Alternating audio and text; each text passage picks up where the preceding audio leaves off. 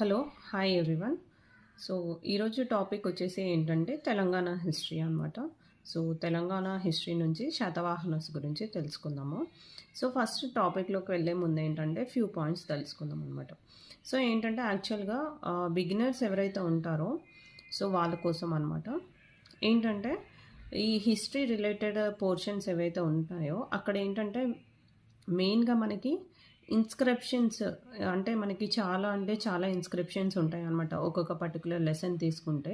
So, inscriptions base చేసి questions అడిగే chances ఉంటాయి. ఇంకేంటంటే మనకి ఒక పర్టిక్యులర్ రూలర్ వాళ్ళకి సంబంధించిన టైటిల్స్ గానీ, ఓకే. వాళ్ళు రూలింగ్ చేసిన రీజియన్స్ గానీ, ఓకే. దానికి సంబంధించిన క్వెషన్స్ అనేది రావడం అనేది జరుగుతుందనమాట. సో, ఎస్పెషల్లీ ఎవరైతే బిగినర్స్ ఉంటారో వాళ్ళు ఏంటంటే ఇప్పుడు ఒక్కొక్క లెసన్‌లో తీసుకుంటే అరౌండ్ చాలా ఇన్స్క్రిప్షన్స్ ఉంటాయన్నమాట. సో, దాంట్లో మనము కన్‌ఫ్యూజ్ అయ్యే ఛాన్సెస్ ఉంటాయి కాబట్టి బేసిక్‌గా మనం చూసుకోవాల్సిందేంటంటే ఇన్స్క్రిప్షన్స్, కింగ్స్ యొక్క టైటిల్స్ అండ్ వాళ్ళ యొక్క స్టేట్ లాంగ్వేజ్ ఏంటి, అఫీషియల్ లాంగ్వేజ్ ఏంటి, ఓకే. అందులో ఉన్న మెయిన్ ఇన్స్క్రిప్షన్స్ ఇంకా వాళ్ళ యొక్క పొలిటికల్, సోషల్ డివిజన్స్ చూసుకుంటే సరిపోతుందనమాట. సో, ఇంకా more and more upcoming videos కోసం please like and subscribe, okay. So, ఇంకా తెలంగాణ అనే వర్డ్ త్రిలింగ, తిలింగ, తెలంగ అని 3 words as a form of ప్రొనౌన్సియేషన్‌లో అట్ లాస్ట్ తెలంగాణ అనే వర్డ్ ఫార్మ్ అవ్వడం అనేది జరిగింది. ఓకే. సో, మన తెలుగు పీపుల్ ఎవరైతే ఉన్నారో వాళ్ళేంటంటే గోదావరి సరౌండింగ్ ఏరియాస్‌లో నివసించడం అనేది జరిగిందనమాట.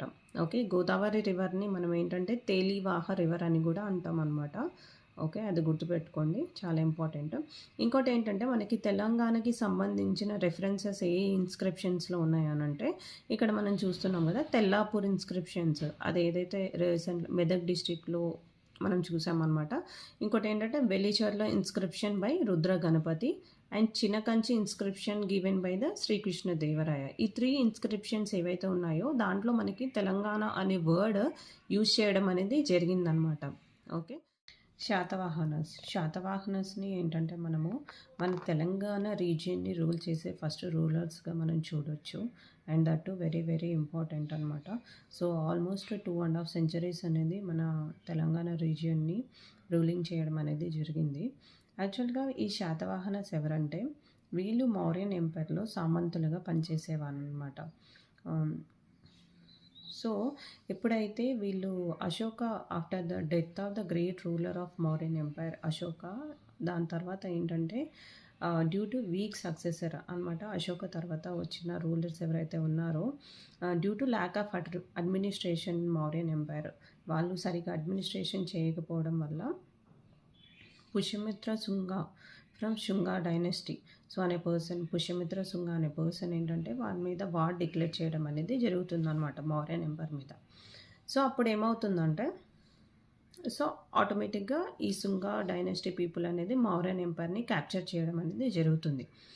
సో దాని తర్వాత ఏంటంటే సో శుంగ డైనెస్టీ పైన next Canva dynasty related Susharma అనే రూలర్ అనేది దాన్ని క్యాప్చర్ చేసుకోవడం అనేది జరుగుతుందన్నమాట. సో అదే ఛాన్స్గా తీసుకొని ఇప్పుడు ఏంటంటే రెగ్యులర్గా వార్స్ అనేది జరగడం అనేది జరుగుతుందన్నమాట. సో ఆ టైంలో దాన్ని ఛాన్స్గా తీసుకొని ఈ శాతవాహన రూలర్స్ ఏంటంటే సో ఈ కాన్వా డైనెస్టీ ఆఫ్ సుశర్మ అనే పర్సన్ మీద వీళ్ళు ఏంటంటే వార్ డిక్లేర్ చేయడం అనేది జరుగుతుంది. అండ్ వాళ్ళు ఏంటంటే ఆ రీజియన్ని ఆక్యుపై చేయడం అనేది కూడా జరుగుతుందన్నమాట. ఓకే. సో అలా వీళ్ళేంటంటే అక్కడ సామంతులుగా పనిచేసిన తర్వాత వాళ్ళు ఏంటంటే ఆ రీజియన్ ఆక్యుపై చేసుకొని ఇండిపెండెన్స్గా డిక్లేర్ చేసుకొని రూలింగ్ స్టార్ట్ చేయడం అనేది జరిగిందనమాట. ఓకే. సో మనకి మెయిన్గా శాతవాహనాస్లో ఫౌండర్ ఆఫ్ శాతవాహన డైనస్టీ చూసుకుంటే ఏంటంటే శ్రీముఖ అనమాట. ఆయనని చీముఖ అని కూడా అంటాము. సో అదే కాన్వా కింగ్ సుశర్మని డిఫీట్ చేసేసి ఆయన మగధాని ఆక్యుపై చేసుకోవడం అనేది జరిగిందనమాట. And okay. సో బేసిక్గా ఈ శాతవాహనాస్ ఏంటంటే దెర్ ఆర్ డిఫరెంట్ అజంప్షన్స్ అనమాట. సో, వీళ్ళ యొక్క రిఫరెన్సెస్ ఎక్కడెక్కడ ఉన్నాయో చూసుకుంటే ఏంటంటే, అకార్డింగ్ టు మత్స్య పురాణ. మత్స్య పురాణ తీసుకుంటే ఏంటంటే, almost there are 30 rulers ruled for 450 years అని మనం మత్స్య పురాణంలో చూడొచ్చు. అండ్ ఇంకోటేంటంటే, వీళ్ళ యొక్క రిఫరెన్సెస్ మత్స్య పురాణంలోనే కాకుండా ఇంకా వాయు పురాణాల్లో కూడా మనం వీళ్ళ గురించి శాతవాహనస్ గురించి చూడొచ్చనమాట. అకార్డింగ్ టు ఐతరేయ బ్రాహ్మణ, ఓకే, పురాణాస్లో చూసుకుంటే ఏంటంటే, ఏదైతే మనకి మహాభారతంలో జరిగిన పాండవ కౌరవుల యుద్ధం ఏదైతే ఉందో దాంట్లో కౌరవులకి ఆంధ్ర వాళ్ళు హెల్ప్ చేశారని చెప్పారనమాట. సో, ఆ ఆంధ్రాస్ ఎవరో కాదు శాతవాహనాస్ అని మనము చెప్పడం అనేది జరిగిందనమాట. సో, అది ఐతరేయ బ్రాహ్మణాలో ఈ శాతవాహనస్ గురించి ఉన్న ఇన్ఫర్మేషన్ అనమాట. ఇంకోటి ఏంటంటే కథసారి సాగరం రిటర్న్ బై సోమదేవ. సో, వాళ్ళు ఏంటంటే దాంట్లో శాతవాహనస్ గురించి రిఫరెన్సెస్ ఏమేమి ఉన్నాయి అని అంటే, Satavahana as a name itself suggests 100 vehicles, they are having 100 vehicles అని. శతాయక్షు, Satavahanas are the first rulers to rule southern part of the Deccan region అనమాట. సో, శాతవాహనాస్ వాళ్ళ యొక్క క్యాపిటల్స్ చూస్తే మెయిన్గా మనం ఇక్కడ 3 క్యాపిటల్స్ చూడొచ్చు. ఒకటి వచ్చేసి Kotilingala, present Jagtial district of Telangana, Pratishthanapuram Paithan Aurangabad district of Maharashtra, third వచ్చేసి ఏంటంటే Dhanyakatakam Guntur district of Andhra Pradesh.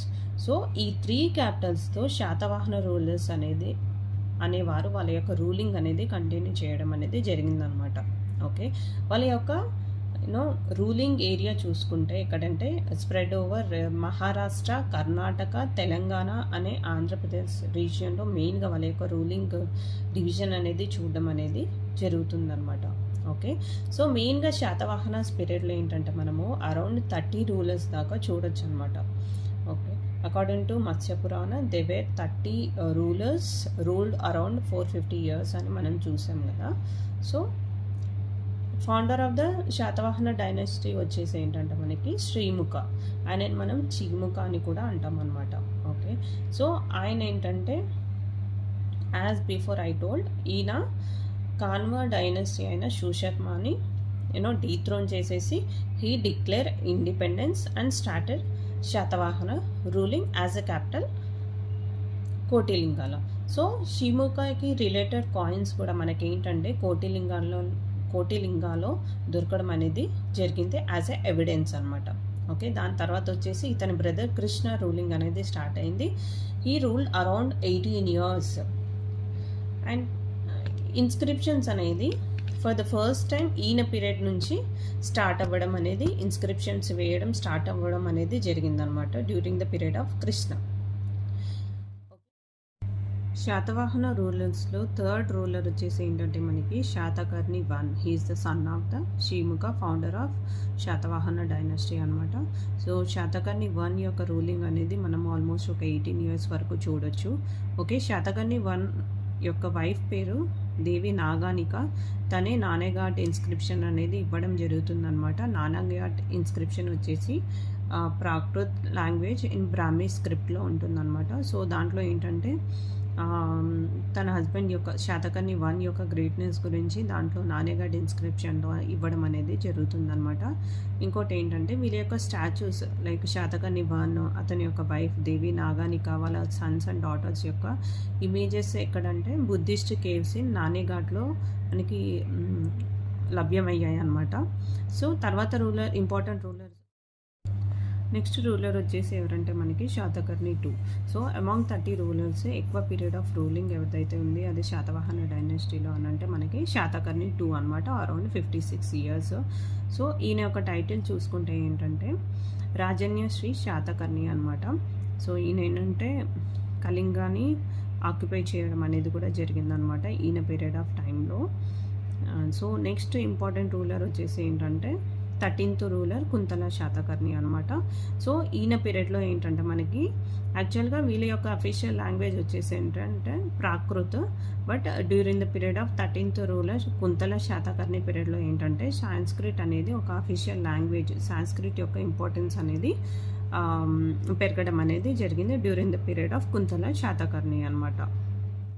Kuntala Satakarni is mentioned in కొన్ని రైటింగ్స్లో ఈయన గురించి మెన్షన్ చేయడం అనేది జరిగిందనమాట. ఆ రైటింగ్స్ గురించి చూసుకుంటే మనకి ఇక్కడ రాజశేఖర కావ్య మీమాంస వాత్సాయన కామసూత్ర. నెక్స్ట్ రూలర్ వచ్చేసి ఏంటంటే మనకి హాలా. ఇతని యొక్క టైటిల్ ఏంటంటే కవ్యవత్సల. ఓకే, ఈయన రాసిన బుక్ పేరు ఏంటంటే గాథ Saptashati. So in Prakrit language. ఈయన పీరియడ్లో ఏంటంటే ప్రాకృత్ లాంగ్వేజ్ అనేది ఒక అఫీషియల్ పీరియడ్గా మనం చూడొచ్చు అనమాట. 13th రూలర్ పీరియడ్లో ఏంటంటే మనకి సాంస్క్రిట్ లాంగ్వేజ్ అనేది ఒక గోల్డెన్ పీరియడ్గా చూస్తే మనకేంటంటే డ్యూరింగ్ హాలా పీరియడ్లో మనకేంటంటే ప్రాకృత్ లాంగ్వేజ్ ఒక అఫీషియల్ లాంగ్వేజ్గా ఒక గోల్డెన్ పీరియడ్ ఆఫ్ ప్రాకృత్ లాంగ్వేజ్గా చూడొచ్చు అనమాట. సో గాథా సప్తసతిలో ఏంటంటే అరౌండ్ 700 స్టోరీస్ అనేది ఉంటుందన్నమాట. సో యాక్చువల్గా ఈ బుక్ దేని గురించి మెన్షన్ చేస్తుందంటే socio economical conditions of Satavahana dynasty గురించి ఈ బుక్ అనేది మెన్షన్ చేయడం అనేది జరుగుతుందన్నమాట. సో దీంట్లో ఇంపార్టెంట్గా మనం తెలుసుకోవాల్సింది ఏంటంటే యాక్చువల్గా ఇది ప్రాకృత్ లాంగ్వేజ్లో ఉంటుందని చెప్పాము కదా. సో దీంట్లో కొన్ని తెలుగు వర్డ్స్ అనేది మెన్షన్ చేయడం అనేది కూడా జరిగిందనమాట. లైక్ అత్త, దుత్త, అద్దం, అందం, పొట్ట, ఇట్లాంటి తెలుగు వర్డ్స్ కూడా కొన్ని మెన్షన్ చేయడం అనేది జరిగిందనమాట. అదే కాకుండా ఇంకోటి ఏంటంటే కొన్ని దేవుని పేర్లను కూడా మెన్షన్ చేయడం అనేది జరిగిందనమాట. అవి వచ్చేసి ఏంటంటే గౌరీ శంకర్, గణేష, ఇంద్రదేవ, ఓకే, చెరుకు ఈజ్ ఆఫర్ టు గాడ్ అని చెప్పేసి కొన్ని మనము చూడొచ్చు అనమాట. ఇక్కడ దేవుడి పేర్లు కానీ తెలుగు వర్డ్స్ అనేది ఈ గాథ సప్తసతి అనే బుక్లో మెన్షన్ చేయడం అనేది జరిగిందనమాట.